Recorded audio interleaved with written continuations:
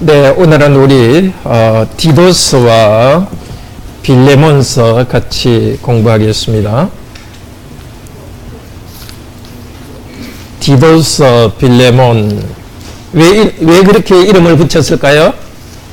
자, 우리 중고등학생들 앞으로 나오실래요? 이쪽으로. 자, 이쪽 앞으로 나오십시오. 디도스와 빌레몬서, 그 책 제목의 뜻이 뭐라 그랬죠? 바울이 누구에게 보낸 편지?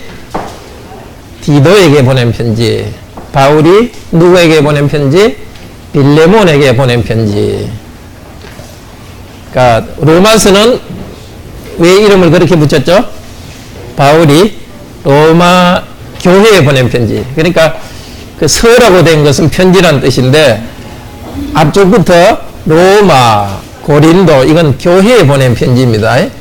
그러니까 바울이 로마에 보낸 편지, 바울이 고린도에 보낸 편지 쭉 계속해가지고 데살로니가까지 나오는데 바울이 데살로니가에 보낸 편지입니다.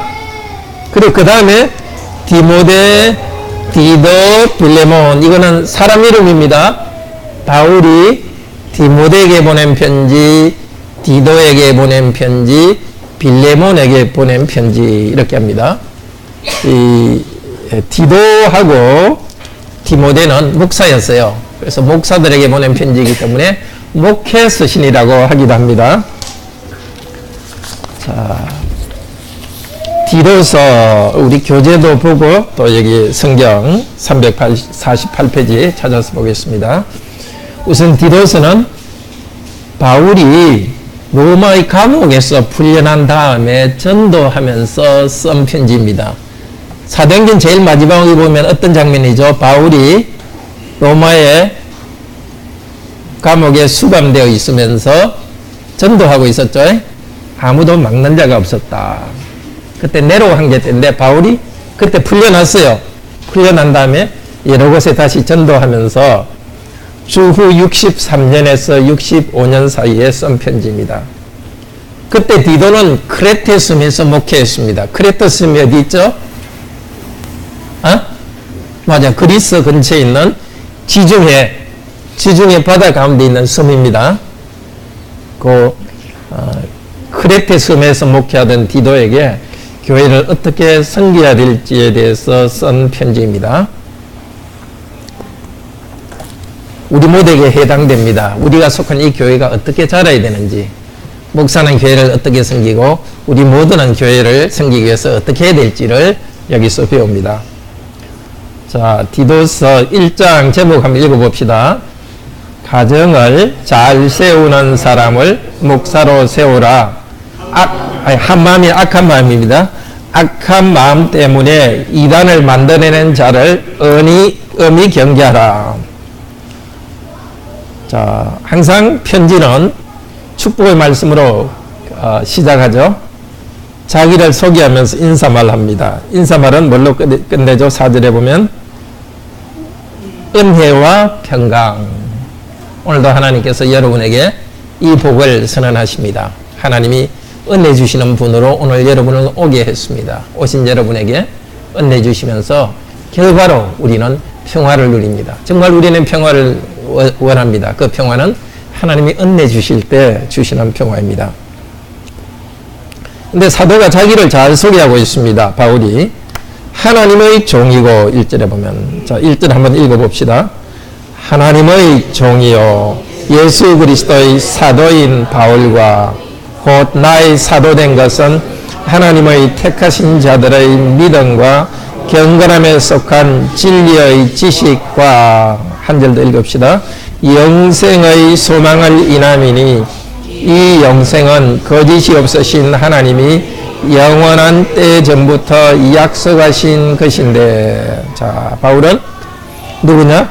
하나님의 종이고 사도입니다. 하나님이 시키는데 하는 대로 종이고 하나님의 사도인데 자기를 위해서가 아니라 누구를 위해서? 하나님이 택하신 자들을 위해서 종노릇하는 거예요. 목사는 자기를 위해서 사는 자들이 아니고 이걸 통해서 우리가 알 수 있죠. 하나님이 택하신 우리 성도들을 위해서입니다. 성도들의 믿음과 그 다음에 영생의 소망을 주도록 하기 위해서 사도로 받았습니다. 이 영생은 오래전부터 하나님이 약속하신 것인데 영원대 전부터 약속하신 것입니다. 자, 우리가 여기 이제 영생을 얻는 하나님 백성으로 와 있는데 우리가 지금 이 백성 된 것은 하나님께서 창조하기 전부터 약속하신 것인데 자기의 말씀을 전도로 나타내셨습니다. 지금 우리가 전도, 복음 말씀을 듣고 있는데 이 복음 말씀이 이렇게 중요합니다. 우리가 듣는 이 말씀은 하나님이 세상을 창조하기 전부터 우리들을 구원하시려고 예정하신 것을 지금 나타내 준 겁니다. 그 너무나 소중한 말씀을 우리는 듣고 있습니다. 사도들을 통해서 복음 말씀을 전해줬고 지금은 목사를 통해서 복음 말씀을 전해주고 있습니다. 이 말씀을 들을 때마다 하나님이 영원히 우리를 창조하기 전부터, 나를 창조하기 전부터 나를 구원하시려고 가진 생각을 지금 이 복음을 통해 나타내셨구나. 복음을 우리가 바로 전하고 복음을 들을 때 영생의 은혜가 나타납니다. 자, 6절부터는 목사의 임무를 말하고 있습니다. 5절부터 내가 너를 크레테에 떨어뜨려 크레테 섬에 둔 이유는 무엇인가? 나의 명한 대로 각 성에 누구를 세우게? 이제 누구를 세우게 했죠? 5절 장로. 여기 장로는 누구를 말할까요? 요즘으로 치면은 요즘은 목사를 말합니다. 물론 장로님도 포함되지만 주로 목사를 이야기합니다. 원래 성경에서 말하는 장로라는 표현은 지금 장로와 목사를 다 포함해서 말합니다. 장로 중에 하나님 말씀을 가르치는 장로를 목사라 그럽니다. 그러니까 장로님과 목사님과 이렇게 계급 차이가 나는 게 아니라 다 같이 교회를 말씀으로 세우는데 목사는 말씀을 가르치고 장로님은 말씀대로 순종하도록 돕는 일을 합니다. 자, 교회에서 제일 중요한, 교회를 세울 때 제일 중요한 것은 목사를 세우는 일입니다. 성도들이 열심히 하나님 말씀 믿는 것이 중요한데 그 일이 가능하게 되려면 목사를 잘 세워야 됩니다. 그래서 디도를 보내가지고 곳곳에서 크레테 지역에서 목사들을 세워서 교회를 세우도록 합니다. 그러니까 우리도 목사를 참 귀하게 여기고 또 앞으로 교회가 하나님 나라가 이 세상에서 점점 확장될 수 있도록 목사를 세우는 일, 목사를 양육하고 세운 일을 참 귀하게 생각합시다. 자, 목사의 자격은 어떻습니까? 책망할 것이 없는데 6절 한번 읽어봅시다. 하나의 남편이며 방탕하다 하는 비방이나 불순종한 존잘하여 할지니라. 목사의 제일 중요한 자격은 가정을 잘 세우는 것입니다. 한 아내의 남편이며 한 아내를 사랑해서 아내를 참 경건한 백성으로 세우는 그 일을 잘 하는 사람입니다. 또 하나는 방탕하다 하는 비방이나 불순종하는 일이 없는 자녀를 둘 자니라. 자녀가 자기 마음대로 아무렇게나 살지 않는 그걸 보면은 그 사람이 자녀를 잘 교육했다는 걸 알 수 있어요. 그래서 자녀가 순종해야 돼요. 자, 우리 부모로서 자녀 교육 목적은 자녀가 하나님 말씀을 따라서 살아가야지 자기 마음대로 해서는 안 돼요. 우리는 요즘은 애들이 하고 싶은 대로 해주는 걸 좋아하는데 물론 애들도 행복하게 해줘야 되죠. 근데 그것보다 중요한 것은 아이들이 자기 하고 싶은 대로 하는 것이 아니라 옳은 일을 하고 싶은 마음이 생기도록 해주는 게 중요해요. 방탕한 것은 자기 마음대로 하는 거예요. 정말 옳은 일을 할 수 있는 그런 사람. 다르게 말해서 복종하는 사람.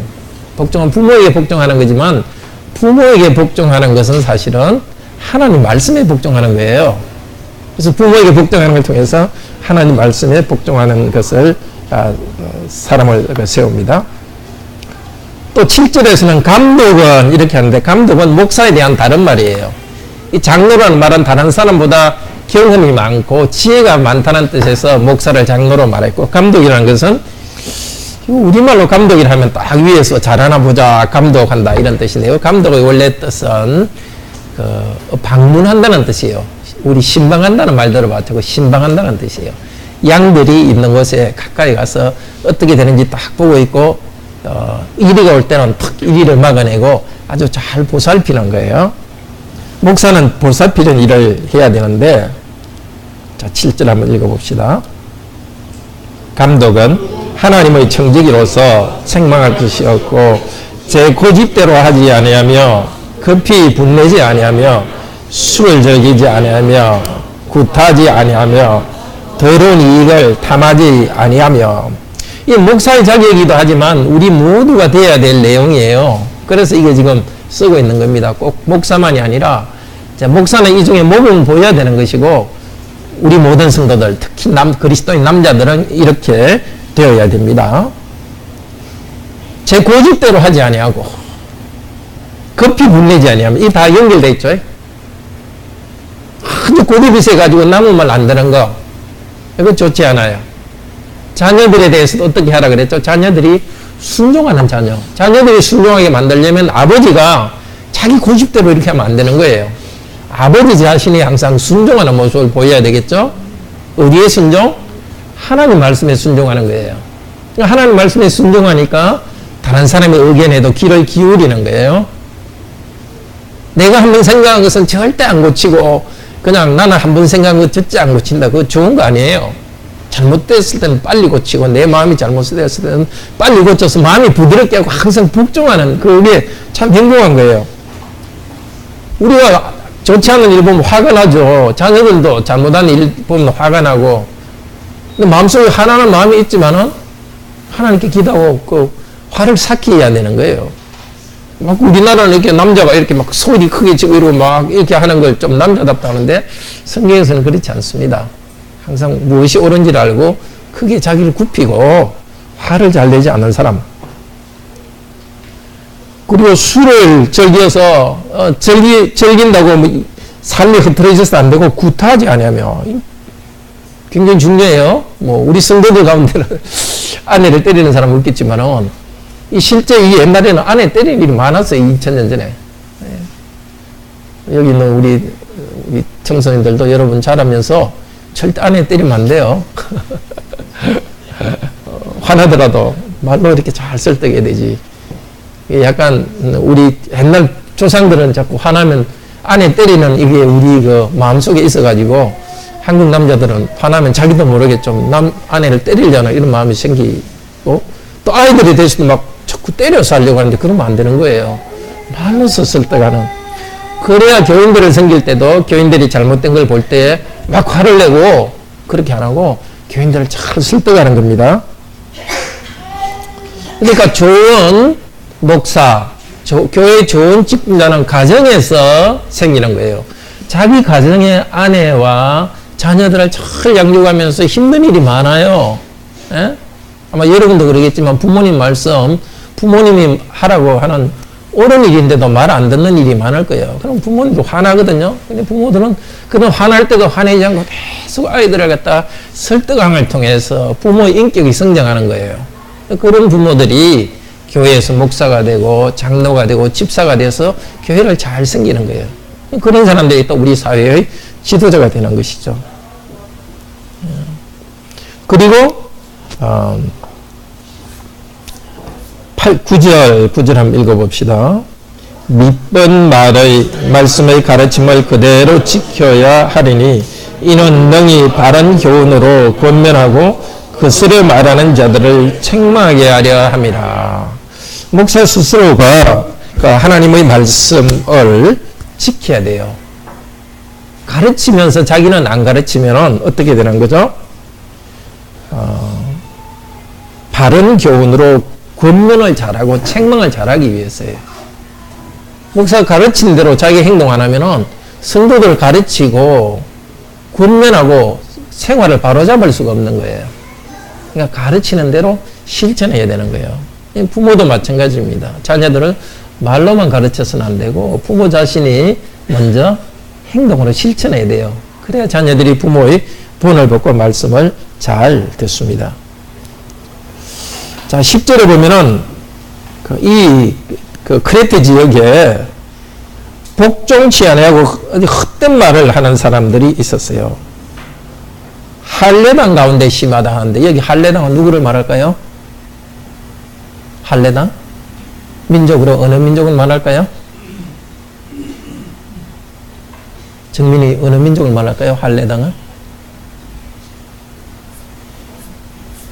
헬라 사람, 유대인, 이스라엘 사람? 그렇죠. 이스라엘 사람이겠죠. 꼭 나는 할례당이다 이렇게 한 사람이 아니라 이스라엘 사람을 그냥 할례당이라 했습니다. 유대인들 중에 아주 헛된 말을 하는 사람들이 많다 그랬어요. 그런 사람은 어떻게 하라고요? 꾸짖으라고요. 그런 사람 어떤 사람 14절 읽어봅시다. 14절 유대인의 허탄한 이야기와 진리를 배반하는 사람들의 명령을 좇지 않게 하려 함이라. 유대인들이 헛된 이야기를 만들어냈어요. 구약 족보를 가지고 막 신화적인 이야기를 만들어내고 그대로 하는데 그 진리 없는 말을 하는 사람들은 배반하는 사람들이에요.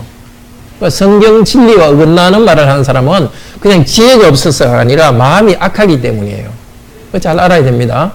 하나님 말씀을 잘 따르지 않는 사람은 잘 못 배우는 사람, 또 이단에 빠지는 사람들은 그 사람이 뭔가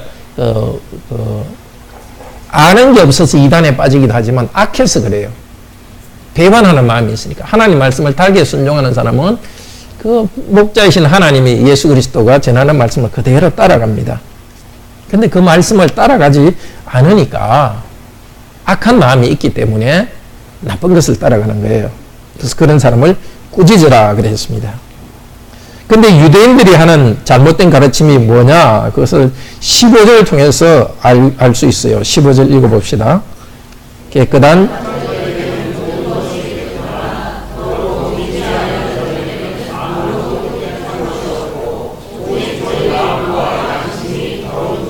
그러니까 이 유대인들이 뭘 잘못 가르치냐면 어떤 것들은 더럽기 때문에 해서는 안 된다 이런 걸 자꾸 주장했어요. 특히 이제 구약 율법이 이제는 예수 그리스도 안에서 다 없어졌는데도 시체를 만지면 더럽다. 또 뭐 지느러미가 없는 미꾸라지 같은 거 이런 거 먹으면 안 된다. 그걸 자꾸 말하는 거예요. 그런데 그것은 그 음식이 더러운 게 아니라 어떤 것이 더럽다는 것은 사람들이 마음이 더럽기 때문에 더러워지는 것이 어떤 바깥에 있는 게 더러운 거는 아닌 거예요. 미신적인 생각, 우리도 그런 것 가지면 안 돼요. 어떤 것은 더러운 거다, 안 좋은 거다 이렇게 하면 안 돼요. 요즘은 안 그렇지만 옛날 20년 전에는 기독교인이 사업을 하는 건 더럽다 이런 생각이 있었어요. 사업을 할 때는 항상 부정부패한 게 있기 때문에 기독교인이 사업을 하면 안 좋다, 그런 좀 더럽다는 생각이 있었어요. 그런 생각 요즘 좀 없어졌죠. 지금 또 아직 가진 생각이 정치하는 것은 더럽다 이런 생각을 가진 사람도 있어요. 그렇지 않거든요. 정치 잘못하는 사람이 잘못이지 정치 자체는 나쁜 것은 아니거든요. 그러니까 무엇이든 우리가 하나님이 창조하신 세상에 대해서 그것은 더럽다 미신적으로 생각하고 그렇게 하는 건 잘못이에요. 우리가 깨끗한 마음으로 모든 것을 잘 쓸 수가 있습니다. 자, 1장에서 뭘 이야기했습니까? 목사의 자격, 가정을 잘 세우고 또 말씀을 잘 가르치고 이단적인 가르침을 가르치는 사람을 책망하라. 특히 그때 이단적인 가르침 중에 하나가 뭔가 미신적으로 어떤 걸 해서는 안 된다. 그런 생각들. 그렇지 않고 우리의 마음이 깨끗해야 된다는 겁니다. 자, 2장은 조금 구체적으로 교인들 하나하나를 어떻게 가르칠까를 이야기합니다. 늙은 남자, 늙은 여자. 말하자면 나이 든 남자, 나이 든 여자, 젊은 여자, 젊은 남자들에게 각각 어떻게 가르칠까를 이야기합니다. 여기 젊은 남자, 젊은 여자들, 나이 드신 남녀 성도들 잘 들읍시다. 자, 1절, 2절 읽어봅시다. 2장 1절, 2절. 오직 나는 바른 교훈에 합한 것을 말하여 늙은 남자들은 절제하며 경건하며 근신하며 믿음과 사랑과 인내함에 온전케 하고. 예, 거기까지 하겠습니다. 항상 바른 교훈을 가르쳐야 돼요, 목사는. 자, 구체적으로 나이 든 남자들은 어떻게 가르쳐야 되나? 항상 절제하고 경건하고 근신하며. 이 근신이라는 말이 지금 계속 나오는데요. 2절에도 나오고 5절에도 나오고 6절에도 나옵니다. 근신이 무슨 뜻이라고 그랬죠? 사실 12절에도 근신이라는 말이 나옵니다. 4번이나 근신이라는 말이 나와요. 성경에 나와 있는 근신이 무슨 뜻이라 했죠? 지금 이 문제가 복잡한데 이 상황에서 무엇이 옳은지를 지혜롭게 판단하는 게 근신이에요. 첫 번째는. 두 번째는 지혜롭게 판단한 다음에 그것을 흔들리지 않고 행하는 것이 근신이에요. 그러니까 마음이 움직인다, 이거 마음이 움직여서 이것저것 하는 게 아니라 딱 의지를 분명히 해가지고 옳은 일을 바로 판단하고 옳은 일을 그대로 하는 게 근신이에요. 그러니까 근신이라는 말을 이렇게 복잡하게 설명해야 될 이유가 뭘까요? 그런 것이 우리한테 사라졌기 때문이에요. 그 말 자체가 사라져버렸어요. 서양 말에도 영어에도 이 한마디로 표현할 게 없어요. 한국말에도 표현할 게 없어요. 그래서 우리 성경에 어떨 때는 근신이라고 번역하고 절제라고 번역하기도 하고 뭐 지혜라고도 번역해요. 여러 가지로 번역되는 거예요. 이걸 회복해야 됩니다. 그리스도의 삶에 아주 중요한 것이 아주 근신한 이 상황에서 뭐가 중요한지를 잘 판단하고 잘 판단한 다음에는 이렇게 막 흔들리지 않고 딱 절제해서 그대로 행하는 것. 남자들이 그렇게 해야 됩니다. 나이 든 남자들이.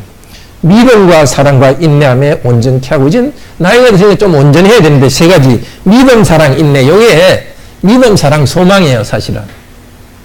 믿음은 하나님 향한 믿음이 좀 온전해야 돼요. 사람을 믿으면 안 돼요. 사람에 대해서는 우리가 사랑을 베풀어야죠. 사람을 믿고 신뢰하면 안 돼요. 항상 하나님을 믿고 신뢰해야 되고, 두 번째는 하나님 믿고 신뢰하기 때문에 사람을 사랑하는 거예요. 어떨 때는 사랑하기 싫더라도 하나님 믿기 때문에 사랑하는 거예요. 세 번째는 인내.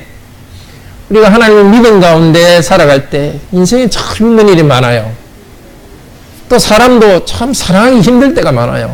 이게 참 나보다 멀리 있는 사람은 좀 사랑하기 쉬운데 가까이 있는 사람일수록 사랑하기 힘들어요. 그래서 어떻게 해야 되죠? 인내해야 돼, 인내. 참고 사랑해야 되는 거예요. 그게 바로 소망이에요. 하나님께서 변화시켜 주실 거라는 걸 믿고 인내하는데, 우리의 인내 중에 또 중요한 것은 이 세상 우리 삶이 끝나고 영원한 천국이 있다는 것 때문에 이 세상 삶 전체를 인내하는 거예요. 그러니까 여기 우리 나이 드신 우리 성도님들, 아버지들, 이 몸을 보여줘야 돼요. 하나님 향한 굳센 믿음과 성도를 향한 사랑과 소망 가운데 인내하는 것의 모범을 보여줘서 이젠 좀 온전케 돼야 됩니다. 이 온전케 된다는 것이 원래 건강하게 된다는 뜻이에요. 건전하고 건강하게. 늙은 여자는 꼭 뭐 80, 90대 할머니만 이야기하는 게 아니라 젊은 여성과 대비됩니다.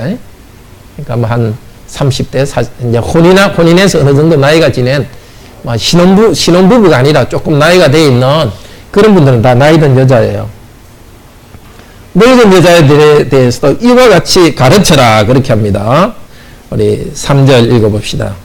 늙은 여자로는 이와 같이 행실이 거룩하며 참소치 말며 많은 술의 종이 되지 말며 선한 것을 가르치는 자들이 되고.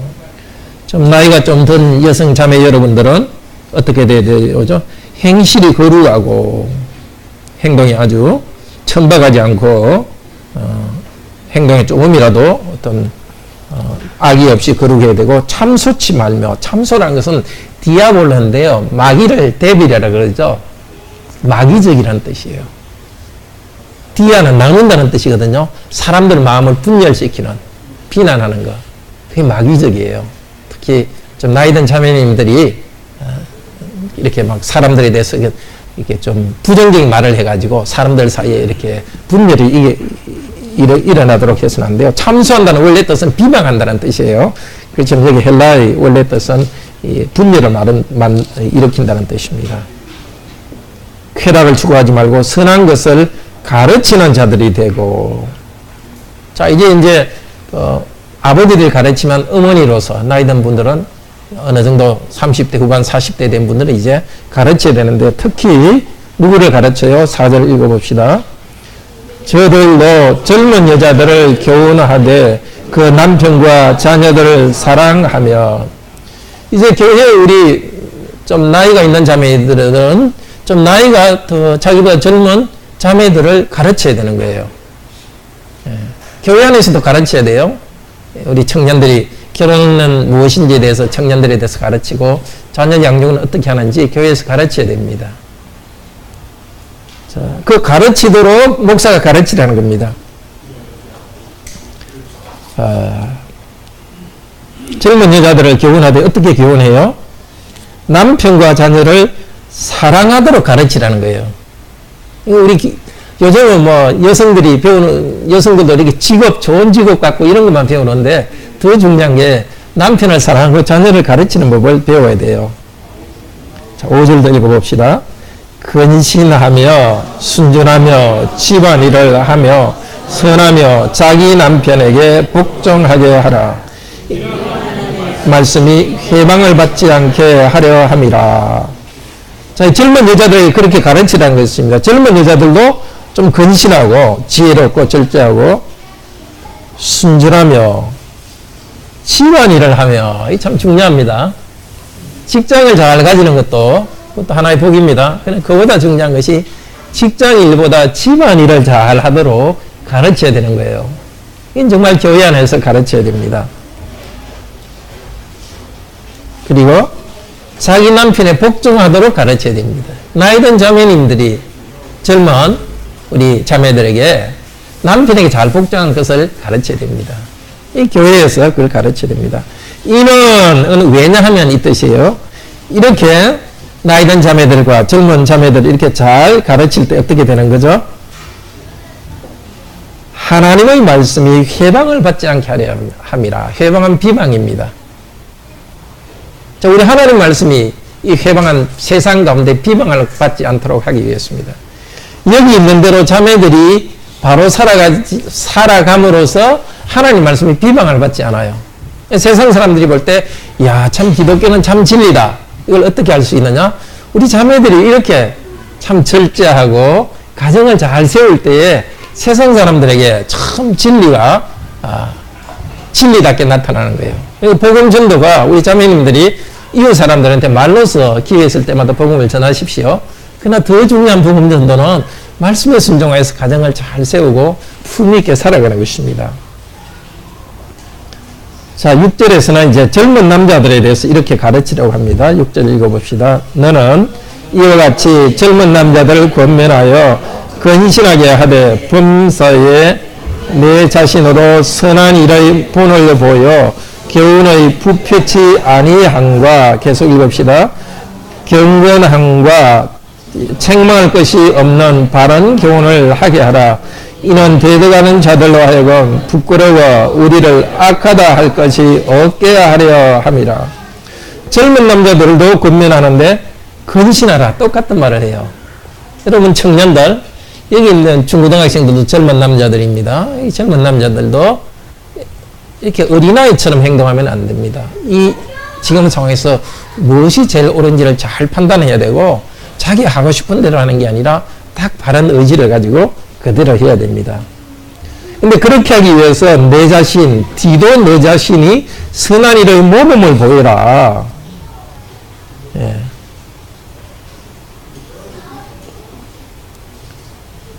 그 너 자신이, 8절에 너 자신이 책망할 것 없는 바른 말을 하라. 우리말 언뜻 보면은 젊은 남자들이 그런 바른 말을 하게 하라, 그렇게 된 것처럼 보이지만 사실은 목사인 디도 자신이 바른 모범을 보이고 바른 말을 하라는 것입니다. 자, 젊은 남자들이 이렇게 근신하며 바로 살아갈 때 어떻게 된다고요? 이는 대적하는 자가 우리를 부끄러워하여 우리로 악하다 할 것이 없게 하려 함이라. 대적하는 자가 누구냐면 하나님 믿지 않는 세상 사람입니다. 세상 사람이 자꾸 기독교인은 악하다고 비난하고 있어요. 그런 비난에 대해서 우리가 아니다, 기독교는 선하다, 기독교는 옳다고 주장하려면은 우리가 삶이 올바라야 되는 거예요. 특히 젊은 우리 청년 여러분, 젊은 성도들이 이렇게 세상 사람들이 살아가듯이 그렇게 아무렇게나 무질서하게 살아가지 않고 정말 도덕적으로 단정하게 이렇게 살아갈 때에 정말 사람들이 기독교는 참 진리구나 하고 깨닫게 됩니다. 그리고 9절에서는 종들도 가르치라 그럽니다.